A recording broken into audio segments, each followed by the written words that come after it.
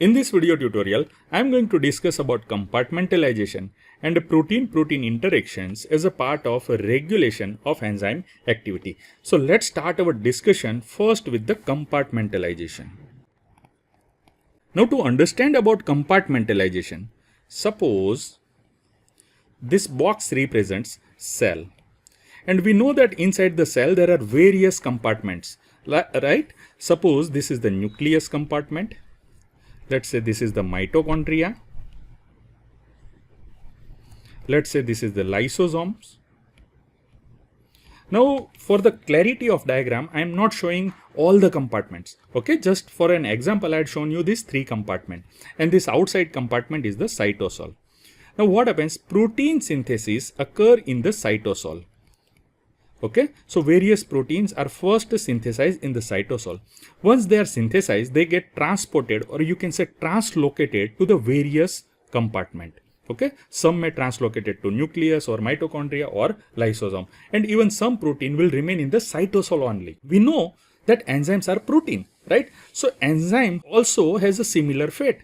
Some of the enzyme might get translocated to the lysosome, some may to the mitochondria, some may to the nucleus or any other compartment. If we talk about example, we have one example of a delta ALA synthase.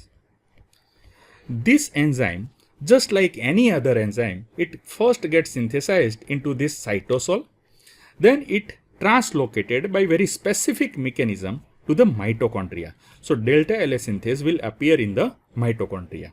Now you might be thinking that how compartmentalization will help in the protein, or you can say enzyme regulation, right?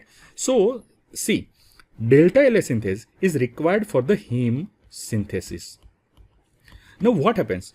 This heme, which is the product of delta ALA synthase, it inhibits the translocation. So this heme inhibits the translocation of this enzyme, that is delta ALA synthase, from the cytosol to the mitochondria. So by this, what will happen?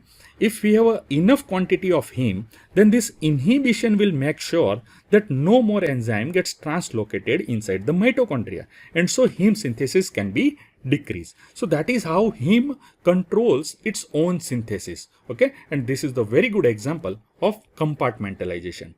The next we will discuss about the protein-protein interaction. Now in the protein-protein interactions, what happens? Suppose this is the enzyme and this is the small protein.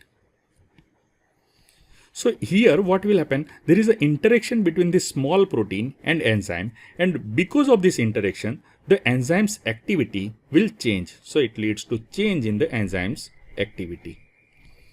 We know that enzymes are protein, right? So it is basically interaction between one protein and another protein. So the name, that is protein-protein interaction.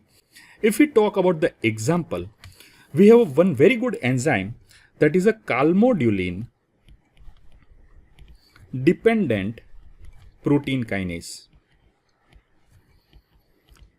This enzyme requires one another protein, that is calmodulin, which is a smaller one. So what happens? This calmodulin-dependent protein kinase, it needs to interact with the calmodulin.